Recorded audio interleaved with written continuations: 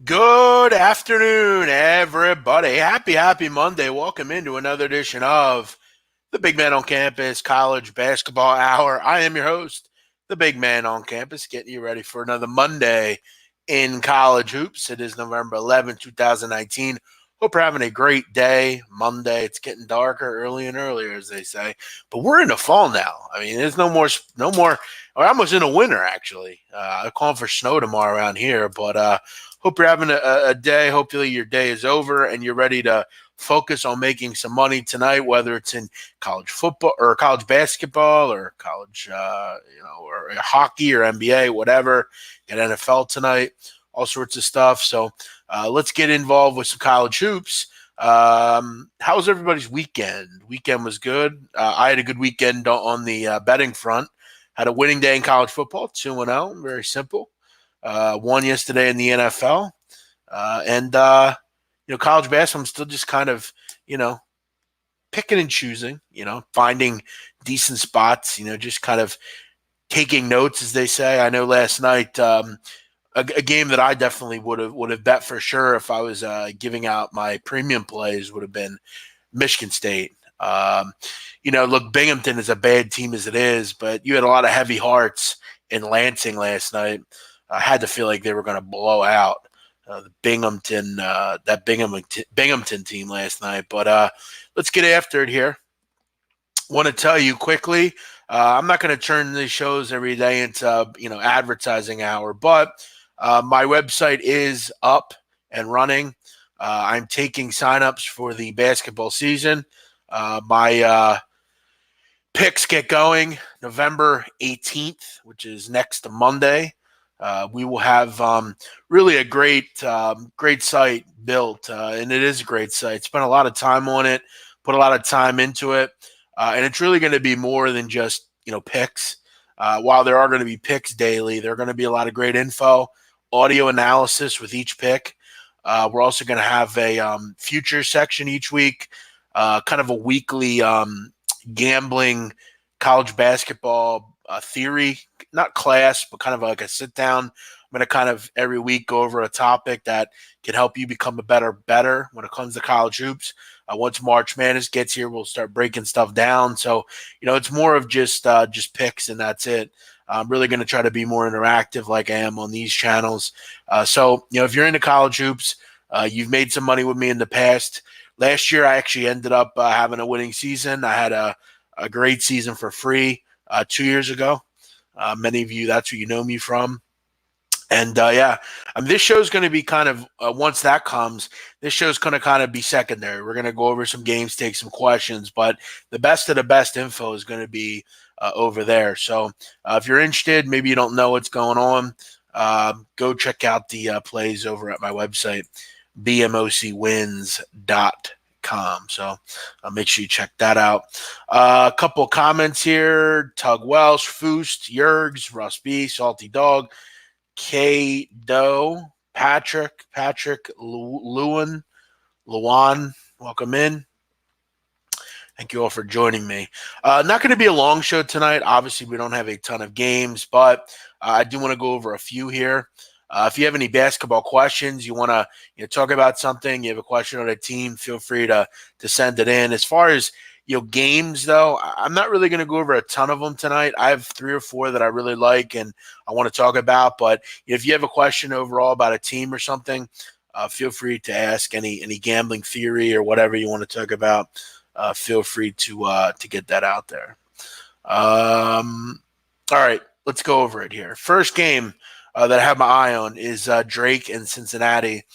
Drake is a healthy underdog here, 12 at time of filming, total 140.5, 11.5 out there as well.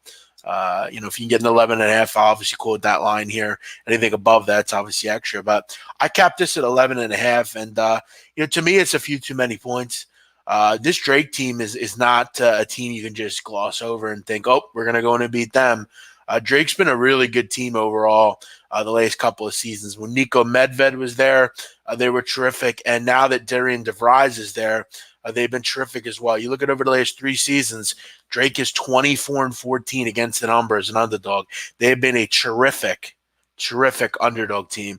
But you look at overall how many numbers this team has cashed. You look at over the last 3 seasons overall, Drake has cashed 41 of 62. That's sparkling. That is really, really good from an ATS number. You also look at in non-conference games, they've been terrific. They've covered 16 of 24 non-conference games. They've been a great team to back, and a lot of it's come from how they play as a team. This is a group that at Drake, offense is always really crisp. A lot of movement, a lot of motion, a lot of cuts and all sorts of things, a lot of screens, ball motion. It's a terrific offense, and it always has been. I look at Cincinnati. Obviously, it's an early season. We only have one game to really go off of with this group, but it was a game they struggled in. Defensively, they weren't great. I wonder who outside of Jerron Cumberland scores for this group. Is it Keith Williams? Is it Javen Cumberland? Who's the guy that takes the reins as the second scorer? And look, again, with college basketball, it's not just – you can't just have one scorer or two scores. You got to have 3 or 4 scorers. And you look at the other night against Ohio State, only 3 players in double figures, just 2 outside of Cumberland. They need to find better ways to score. Now, again, that should be better tonight, but am I ready to go in like double digits with Cincinnati? No, especially against a team in Drake that's been a terrific dog over the last couple of years. They have some guys on this team that are really good players, namely guys like Tremel Murphy, and they brought in some transfers as well that I think are going to help considerably. Drake is good. Drake is solid. It wouldn't surprise me if Drake is a team that is there towards the end of the season. We know the Missouri Valley is always kind of crazy with what happens late in the season. But, again, for Drake, it's this is, as usual, a team that, is pretty solid. Nice win to open a season, a 31-point win at Kennesaw State, put up 86 in that game. I've been pretty happy with what I've seen from them. So, whether it's Murphy, Wilkins, Sturts, Penn, Jonah Jackson. I mean, this is a good team. Penn is a transfer. It brought him in. He's kind of helped with the point guard role and that kind of thing. So, make sure, obviously, you're keeping Drake in your arsenal here. This team has been a terrific dog team and really in general over the last couple of seasons. All right. A couple comments here. What's up? How about Yale tonight? Yale's not going to be in my repertoire very much. This is a team that obviously got hit hard last year with graduation. Obviously, losing Niaoni really hurt. And coming back this year, there's some talent here. I mean, Paul Atkinson's a good player and Jordan Bruner, but without Oni, you really got to wonder where you go from here. The pace has looked good so far for Yale. 68th in tempo so far, but you keep in mind they played Stony Brook and Oberlin College, so not a ton to go off of tonight. San Francisco is kind of a different team as well. This is a tough trip for Yale. It's out on the West Coast. This is never easy to do. And San Francisco had no trouble the other night with another Ivy League team. They beat up Princeton 82-72. So Jamari Bouye, the player for San Francisco, he's been really good for them so far. But, I don't have much in this game. Friars are winning the Big East. I mean, look, I really like them a lot, Providence, but do I think they're going to win the Big East? I'm not so sure. What's up, Adam? Keep your eye on the starting point guard for San Francisco. Yep, just mentioned him. That's your nephew. Very cool. Good stuff. Hopefully you go check out some games. Any new trends you're seeing after a week? I mean, I think three-point shooting's obviously figured itself out a little bit. Teams are starting to figure that whole thing out. Obviously, the new three-point line and everything, but still it's fairly early as far as trends are concerned. Let me get to a couple other games here. Belmont, Samford, a game tonight. Look, this should be a high-scoring game. You have two teams here that are really going to push the pace. One thing that Samford always does is they like to go quick. This is a team in Belmont that that's kind of what they're going to do under Casey Alexander as well. And we've talked about Samford in the past. Josh Sharkey's a terrific player. Brandon Austin, Robert Allen, Jalen Dupree, who comes over from Murray State. This is a team that is pretty damn good offensively. They can bomb away from three. They've been getting to the free throw line, a good offensive rebounding group as well.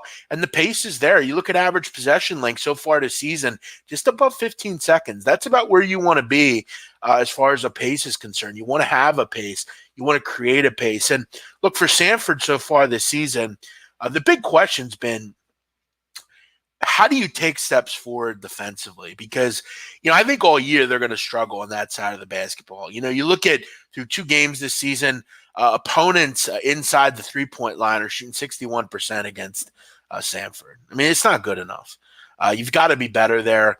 And keep in mind, Morehead State should be scoring 90 points against you. And I wonder tonight, after a couple of days off for Belmont, they've got to be looking to lick their wounds and get past that loss the other night to Illinois State. They're a dangerous offense that goes really quick, and they're getting a defense tonight that I think is going to have some trouble against the cutting and moving and transition that Belmont like to play with. Belmont was a concern in that first game just because they gave up 79 points, and kind of their worst nightmare came to fruition defensively. They're just not, I don't think, going to be that great on that side of the ball this year. And, I look at Muszynski. I don't know who can handle him on Samford. Samford's always a pretty small team. They don't have a ton of height. And one concern that I had in that game against Illinois State, you look at, for Illinois State, they shot 50% from 3 in that game. That's concerning, especially against a team in Samford that's always got marksmen from 3. I cashed in on Samford's over in that first game against Morehead. I don't see any reason to think that this one doesn't find its way over as well. I mean, you look at this total, it's dropped. It's down to 156, which is still a pretty high number, but at the end of the day, this number's come down considerably. I think a lot of people are kind of gun shy on totals right now in college basketball because they're seeing a lot of them come in. But at 156, I'm willing to bite on this. Belmont should be able to get into the 80s. And with the pace of these two groups, you're going to have a pretty good pace in this one. So if I had to bet a game tonight, it would probably be this one. I would still like to see, how Belmont looks kind of off a loss and how they kind of figure it out. Has the defensive thoughts kind of kicked in with them? And again, I don't see either team though like doing anything different than what they normally do. So that's definitely one to keep an eye on. DePaul and Iowa is a great, fascinating game. Iowa laying 9.5. Total is 147. It totals, I thought, a bit low in this game as well. One thing about DePaul that I think you have to remember, they're not going to be as efficient as they were last year. Obviously losing a guy like Eli Kane or Max Struss, that's definitely going to hurt your offensive output a little bit, but I don't think they're going to lose much. I mean, this is still a good offensive team. Paul Reed is a really good player. He's just a bad matchup for a lot of traditional bigs like a Luka Garza for Iowa. They can't get out and guard these kind of guys like Paul Reed. Romeo Weems, a freshman for DePaul, is really terrific. I've heard some really good things about Romeo Weems. He's kind of a 6'7", 6'8", kind of wing guy, but he's got some really good potential. I know in the high school ranks, I think he played in Connecticut, I want to say, New Haven or Hartford, or I might be wrong on that. I might be confusing him with somebody else, but in high school, he was a terrific player, Romeo Weems. And I think if you let him go this year, he could be interesting. Him and Paul Reed, that's a really good front court, to be honest with you. They also have some kind of stability at point guard now with Charlie Moore, who comes back to kind of the Midwest. Charlie Moore is he was Mr. Illinois, Mr. Basketball in Illinois, I think in 2016. He comes back home, didn't really catch on at Kansas, but I think this is where Charlie Moore could really catch on and have an interesting, solid season. You want stability at the point guard spot. I think he can give them that. And I think he's better suited to play at a place like DePaul. This offense is always pretty solid. I think for Iowa, it's generally business as usual with them. Jordan Bohannon is back quicker than a lot of people thought. Joe Wieskamp will bomb away. Luka Garza will dominate people really everywhere on the court from a front court perspective. You got McCaffrey's kid there. Yeah, this is a team that can score. I mean, they always can. You look at how they score. It's ball movement. It's a lot of sharp shooting. And one thing that I love that Iowa does is they're particularly adept at getting to the foul line. They were one of the best teams in the country last year at getting to the line. And, when they get to the line, it's terrific because they make their free throws. You look at through that, just a one game this season. I mean, they're already shooting 84.4% from the line. So, that's something that should continue. You look at DePaul, not exactly through 3 games, been great at keeping teams off the foul line. This is going to be a big test for DePaul because you look at the first 3 games of the season, they played a patsy competition, one of which is a team that's not even a Division I caliber group. So, this is going to be a big step up for them. But with the way Iowa defends, and look, Iowa, the glaring issue with Fran McCaffrey has always been the fact that he just can't get teams to defend. The zone that he plays is bad. It's not good. It's flimsy. It's frail. And the teeth of it is really weak.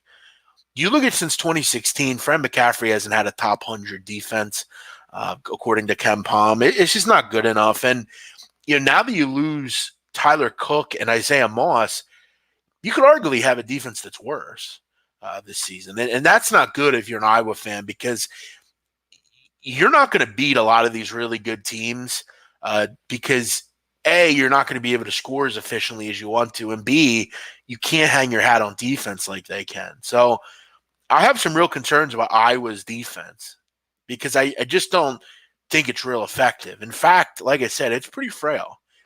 Paul Reed, Weems, Charlie Moore, Darius Hall, Jalen Butts. This is a team that can find the hoop. And at 147, it seems a little low. I also like the dog, to be real honest with you here. This seems like too many points for a team that can't really defend. So keep that in mind as you look at your games tonight. What do we got here? Is website out yet? Yep, the website is out. You can check it out, bmocwins.com. Is the website today? It does not start today. It starts next week, but I'm taking customers as of today. It's the 3rd week of the season. 10.5 is a lot of points. It's the 2nd week of the season. But what's my favorite lock today? I don't bet like that, brother.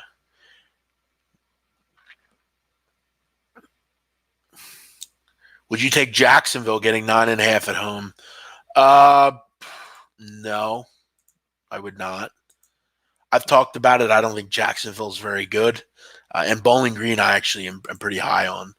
They're a pretty solid team. Dylan Fry, a really good player. Justin Turner's one of the better players in the MAC. I wouldn't be running to the window to bet on Jacksonville tonight. I know Bowling Green's off a loss, but I was pretty impressed with what they did against LSU. 79 points is impressive. I mean, Turner was awesome. Caleb Fields is really good. This is a good basketball team, Bowling Green. Well, watch out for them this year. I mean, it's no shame in losing to LSU. It was 88-79. I mean, that's there's no shame in that. Now the schedule for Bowling Green kind of opens up a little bit, and you can string some wins together, which should help them out. I mean, you got Jacksonville, then you got Fairmount State, you got Dartmouth and Oakland and Cleveland State and Norfolk State thrown in there. Really only one tough game, and that's West Kentucky on a neutral floor. So, this is the chance before the season starts in the MAC to get some wins under your belt. Micah Huger's team, this is a good team, Bowling Green. Play with a really nice pace, good 3-point shooting team, good from the foul line. They're going to put games away late. And one thing I've been impressed by with Bowling Green, you look at against LSU, if you can protect the basketball, you're going to have a decent time of it. You look at Bowling Green, only 9 turnovers in that game. That's impressive. That's impressive stuff to do. I would lay it here on the road. I think Bowling Green is legit. As I've talked about with Jacksonville, not a good basketball team. So it would worry me if Jacksonville got above 60 points here. If you're Bowling Green, to me, this seems like kind of like a 79, 62, 77, 59 type of game. Where's this game at, by the way? I want to see where this game is. It's saying it's neutral. It's in Coral Gables, Florida. So there you go. Neutral court for both. You look at Jacksonville's offense, it's been awful. Defensively, they've been bad too. Ugly. 303 in efficiency so far. Not good. Not good. Would you fade the SWAC tonight or no? Yeah, again, I mean, I think a lot of you are kind of like twisting my words on what I said. Again, with the SWAC, you've got to kind of temper expectations to the teams that are playing and who they're playing against. Would I do it tonight? Well, I mean, UAB is actually pretty decent. And Alabama A&M is definitely a team I'd fade. I would probably do it tonight. Alabama A&M is definitely in there. I actually did some work the other night on the SWAC. If you've laid 30 or more against Alabama A&M over the last 6 seasons, basically, you'd be making money. Yeah, I'd probably do it tonight. I mean, Alabama A&M is probably the third worst team in the SWAC. I would rank it as Mississippi Valley's the worst, Arkansas Pine Bluff second worst, and then Alabama A&M would be third worst. So yeah, I would probably lay it tonight just because I love Zach Bryant for UAB. They're well coached. Rob Eson's a good coach, and they were pretty damn efficient in that game number 1 against Troy. I mean, shot really well. They were rebounding a ton. Got a good group of bigs on this team. They can go and rebound the basketball. They're not gonna get it taken from them. They're gonna grab it and they're going to take the basketball. So, I think the only concern here would maybe be the fact that I don't know, maybe Alabama gets up a little bit more because it's an in-state opponent, but I don't know. Alabama A&M's pretty bad. Lost their first game by 40 points to Tennessee State, who is a bottom 50 team in the country. So, yeah, I mean, I would definitely, if I had to lay it, I would definitely lay it here. And one good thing about Alabama A&M is they will go fast. Like, they're actually a decently fast team, so they're not going to just bog down and, like, struggle. But you look at in that first game, they were second worst in the country in adjusted efficiency offensively and just as bad defensively. See, Alabama Birmingham should win this game by 40. I mean, it's that simple. Do you think Slippery Rock will be good this year? I don't really follow the PSAC anymore. I actually have a PSAC school in my town, Millersville University, and I used to go to their games a lot back when I was in high school in my early 20s. But they made a coaching change. I don't know much about the team now, but I don't know much about Slippery Rock this year. People are asking about St. Mary's Winthrop. I mean, you have a real clash in styles there. I mean, Winthrop wants to go quick and shoot a ton of threes. St. Mary's College wants to slow it down and just kind of meet out possessions. I'm not a big clash in styles fan in playing those kind of games, so I would avoid that. Does Kent State deserve to be a dog at Towson? Yeah, I think those teams are on level playing fields. Towson's actually a pretty decent team, always a good rebounding group, and I actually think they're going to be a decent team in the CAA this year. Pat Scarry always is a pretty good group down there. Brian Fobbs is a good player for that team. A good 3-point shooting team. First couple games of the season here. Not one I'm on. But there you go. Couple of games, couple of breakdowns for you here against whether it's higher end competition or lower end competition.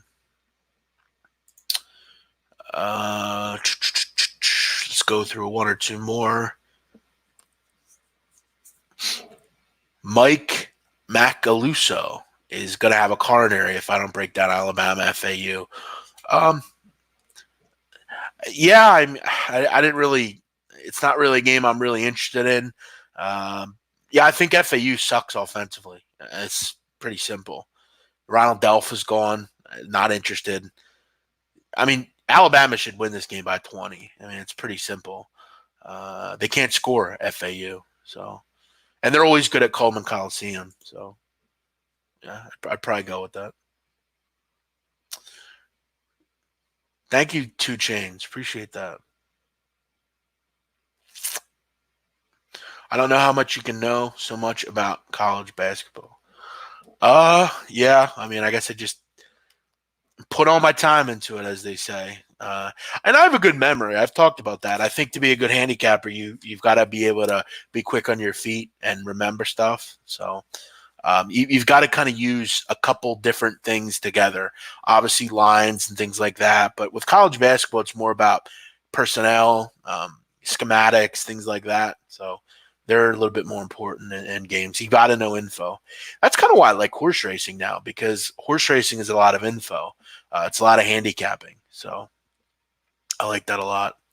Are you personally betting Drake? I'll probably put a couple dollars on it. I'm not really betting a ton on any of these games until I really have some info to go off of. I know it's tomorrow, but would you consider Houston as a top team to fade and fade the SWAC with? Yeah, I mean, I would definitely consider Houston a team to use, but it really is going to depend on what SWAC team they're playing. The teams you don't want to fade in the SWAC are going to be Prairie View, Southern, Alcorn, Jackson State, Grambling, Texas Southern.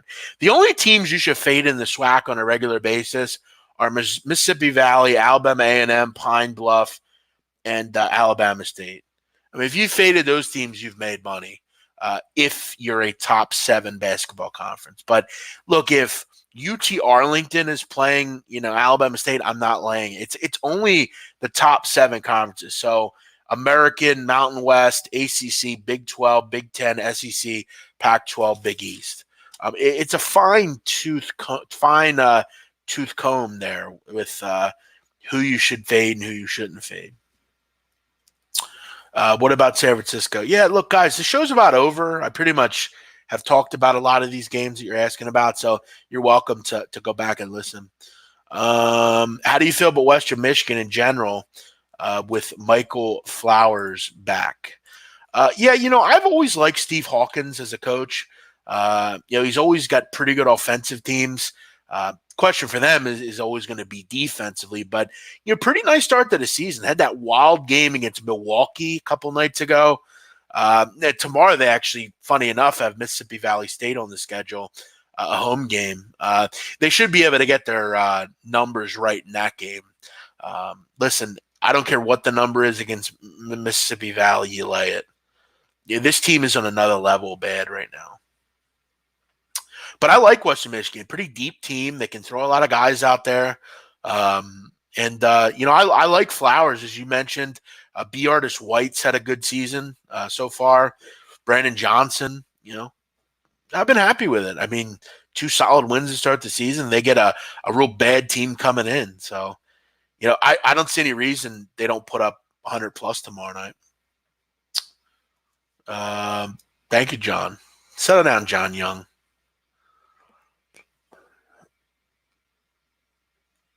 How much is your premium service? Go check out my website, bro. I have 2 different services. I have a basic and a premium. Keep in mind, basic's not going to get you much. You're going to get 2 picks a week. That's about it. It's just really to help you wet your whistle. It's for a small bettor. You're not going to get any analysis, really. I just wanted to give people an option to at least get something. But most of you are going to want to join the premium monthly. You're going to get chock full of info, and we're going to spend a lot of time on that. So go check that out. I'm glad to hear that, 2 Chains. Good stuff. Gonzaga against Pine Bluff is funny. Yeah, that was an easy one.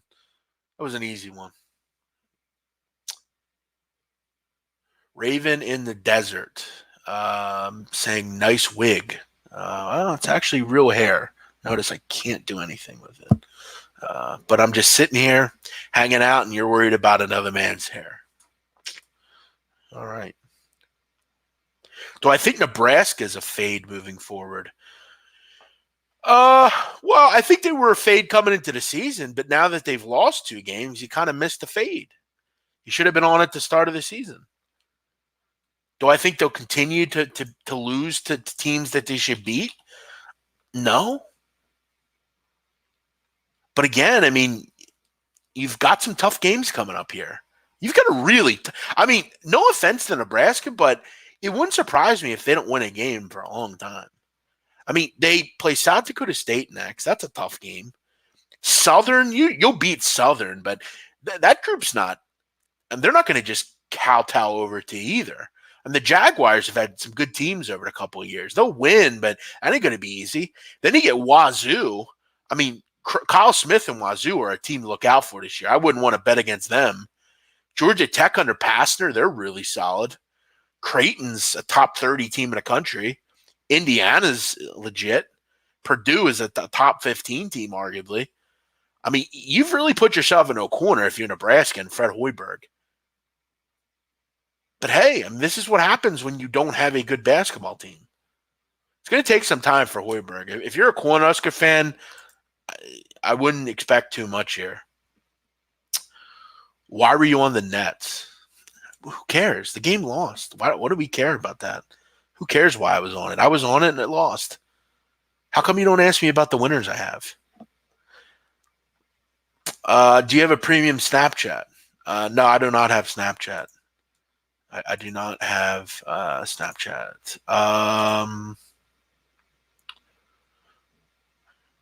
What are your thoughts on Texas going in and beating Purdue? It was a nice win. Real nice win for Texas. You always wonder, can Shaka Smart go and get those types of wins? But he's had those types of wins over the last couple of years. He beat a UNC last year, I remember. Great game for Matt Coleman the other night. Andrew Jones, obviously, he's been a good story. But the other night for Purdue was really a problem with they didn't have enough scoring. Outside of Jod Proctor and Eric Hunter, I mean, you just didn't have much. They've got to be better. Bad night shooting for them. Only shot 37% from 2. Didn't get to the line a ton. It's not surprising. All right, we're out of here. You guys all have a great night. Thank you for listening to the show. I'll be back tomorrow breaking down the Tuesday card. Same time, same place, 5 o'clock Eastern. You can join me then. I'll be on at 6:30. We'll be breaking down the NBA card for tonight. I know many of you enjoy that, so make sure you join us for it. Be there at 6:30, NBA show. Make sure you join us. Thank you, Leo Lee. Appreciate that. I appreciate your kind words. All of you guys, thanks always for joining me. I appreciate it. You all have a great night. I will see you at 6:30 when we go over the NBA card.